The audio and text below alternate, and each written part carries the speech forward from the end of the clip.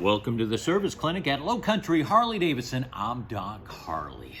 Through the many years of working here at Low Country Harley-Davidson, I've seen a change in tooling and a progression. When I started here, we worked with heavy-duty steel, kind of archaic, and working up from the panhead, shovelhead days, and even some tools had wood and rubber in them. And they worked fine, but then it progressed over to aluminum. Aluminum was cheaper to make and be a little more precise. These being the two fork holding apparatuses. And then I have seen we've moved into plastic and 3D printing. And I think there's a place for it because I think this new generation of tooling has made it more affordable for you and I to purchase, and it has started the creativity, and I'll explain that a little bit. My first tool, plastic-wise, was this. This helps in disassembly of the compensator on shovels and twin cams and even M8s and clutches. And this is the second one I've owned. The first one, finally degraded with everything that's gone onto it. These days, this was shoved under a piston on shovel heads. And Jim's came up with a plastic. Works just as well, and actually it's a lot thinner and nicer to fit, and it's adjustable, so I can fit it in different size holes. So there's been improvements with the idea. I wish I would have found this sooner. Twin cam lifter holders. We put it inside and it holds the lifters up while we're working on the cam area. This was earlier model. Actually, this was the twin cam. This is the M8. And then I hooked up with 9-finger fabrication, and I wish I would have found this earlier because this is multi-adjustable.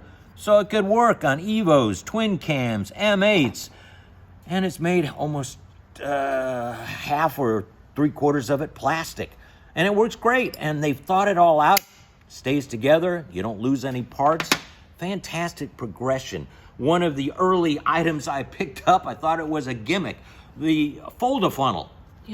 This really helped out in draining oil from a shovel head, but lately I have found out that it really helps if I put it over the frame member underneath the cam cover while I'm changing cams and oil pumps in an M8. Saves the frame and all the wiring from getting oily. So this works, and it helped. So we've seen a progression. This here tool is for holding the pinion gear and the cam gear steady so you can torque it down. I purchased a plastic one. It's not being stressed, and it's just as accurate and holds in, and it's been working out fantastic. And you've probably seen while the camera's been going over, well, here's a plastic and a metal. And you go, Doc, plastic doesn't cut. But yes, but the plastic helps in getting stuff off a painted or chromed area and not cut it. And then there's the plastic pick, a lot more forgiving than the metal picks. So there was a place for plastic to be used in it. And then we move on over to guys that have been thinking about tools to help our technicians. Like here's 9-finger fabrication. Okay, I found them up at Cleveland show, and this was awesome. In my past days, I've used rags, stuff them down so nothing drops down into the motor while I'm working on it. Well, they came up with 2 magnets, put it around the rod that goes to the flywheels, put it in the hole, and nothing's gonna fall down into it. And they took it one step further. When I've got the top end off and the tappets are exposed, they made nice little pucks that go right inside, and I'm protected. And of course, they've made it so these things clip together with magnets and I don't lose it. So these guys are thinking some great products. And lately I've been following Hiro Koshio. He is a Harley-Davidson technician in Nevada, and he races, and that's how I got up with him, because he races at Bonneville for top speed, and anybody can go over 250 miles an hour. I'm gonna listen to what he's thinking about. And he's gotten into making tools to help us work better. One of the very first tools I bought was this. Kind of looks simple, but if you've ever taken a fork tube out, especially of the 49 millimeters, there's a lot of pressure on it and you're trying to hold it and not cut you. Well, this just slides over. You put your power tool in and the big Allen on it and pop it. Everything's contained in this so it doesn't hurt you. Great little idea. So I started following more of his stuff.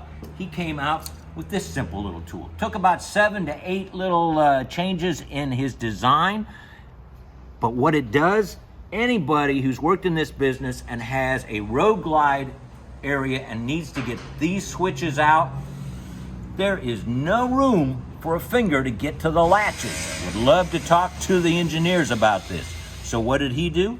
He designed this tool to go slide up in here. It releases it, and you can pull this out. It's a fantastic tool, and it's notched, so you can't go too far and hurt the item. And then he said, well, why make one tool do one thing? So he put a hook on the end of it so you can pop out speaker grills or pop out the covers for checking the antifreeze on the twin cooled items. Thinking this through. And then he went further. He builds a lot of high performance motors, and sometimes he's waiting for HPI throttle body to come in. So he made this unit. He can hook up to the throttle manifold. It aligns it perfectly with the motor, so he can bolt this down, and when the part comes in, he can just slap it on, put the air cleaner on, and he's ready to go. There's no figuring out if it's too low or too high. It sits in, and it's well-made, heavy-duty plastic. Now, for any of you technicians out there that do the fall away on services, you know Harley-Davidson says get yourself a piece of cardboard, tape it to the fender, put your pointer on it, and then make your marks and swing them back. He said, why do that? Let's just slide this onto the fender. It's plastic, doesn't scratch. It's already got the markings on it, so you can look at the specifications. And he's got a dry eraser that marks and then wipes off, so you can multi-use this. And this fits many different fenders and going through. Forget the cardboard anymore. This I can just take apart, put in my toolbox, and I'm ready for any service that comes my way. So there is a place for this new technology that is coming that makes it affordable to you. Now there is a caveat. Make sure you do research on the guys that are making this kind of stuff, because here's one of the tools I purchased. It's for aligning the ignition, okay?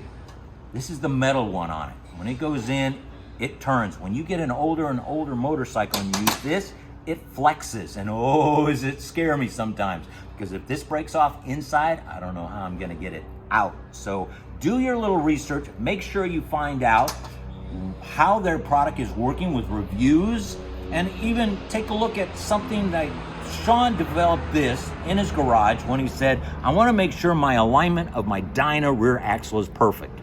So he made this so it fits in the dot in the swing arm, and this goes in the axle, and then you know the other side is a larger side, so he made this adapter to go over and stick it in, and it even works with a muffler.